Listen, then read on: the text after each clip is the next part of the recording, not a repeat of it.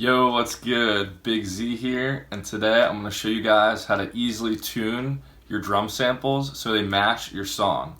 So there's a couple different methods to do this. I'm going to show you two different ways you can easily tell what key the drum sample is and then how to move it to the correct key that you want it in. So as an example, I've got my remake of Tiesto and Mesto's new song loaded up. So I'm going to add a fill to this that's in tune with the song.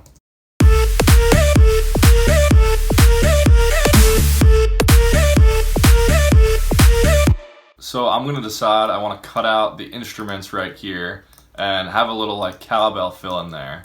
So I'm going to cut everything out in this section.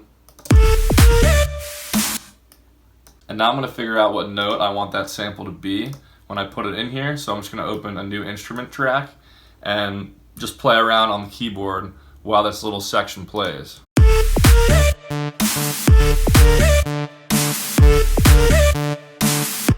So it's going to be a D from playing around on my keyboard that I want the sample to be in.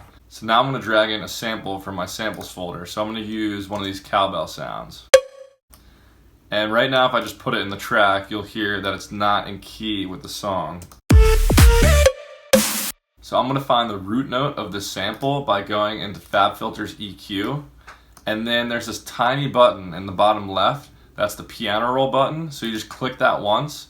And now when you click on a frequency, it'll tell you what key it is. Like this frequency right here is a B. So what I'm going to do is find the root note of the sample by looking at this graph. So you can see the one frequency that pops up way more than anything else is going to be the root note of the sample. So right in this area, so I'm going to drag this EQ until it's perfectly where the sample is peaking.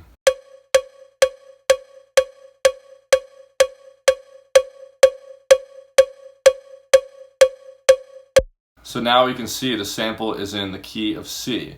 So I can either drag this up 2 semitones to be in D, or I can drag it down if I want a lower octave, 10 semitones to also be in D. So I think I want it to go down in pitch, so I'm going to see how that sounds first.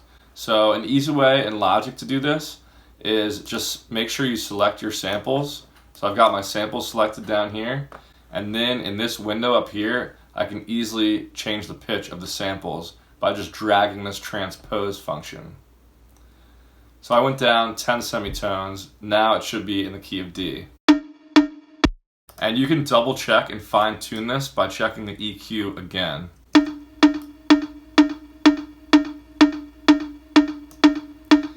So now this little thing next to it is the semitones. It seems like it's a little sharp. So now I can fine tune it by looking at this EQ still. So I'm going to type in D4 so the dot is perfectly on key.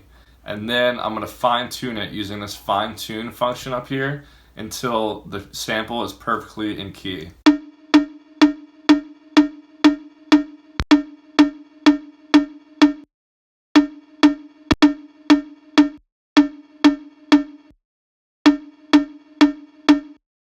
Alright, so now it looks like it's definitely a D.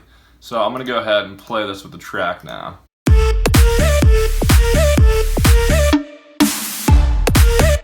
So it's not the best sounding fill, and I would want to do some more processing to make it sound better, but now you get the idea of how to put it in key in an easier way, even if you don't know what key the sample is really in, just by looking at the EQ.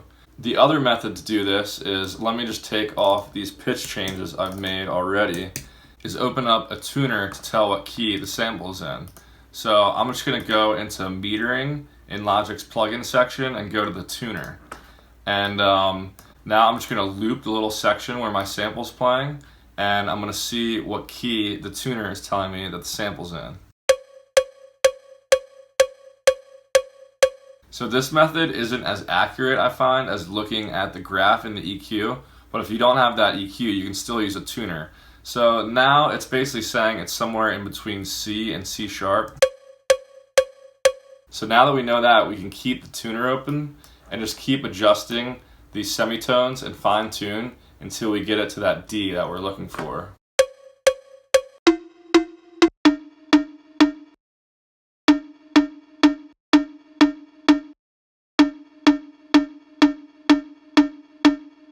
So some percussive samples can be a little finicky with the tuner because it's really meant for like vocals or a guitar or something, but it still works. So now I can tell this is pretty close to D. So now I can play with my track.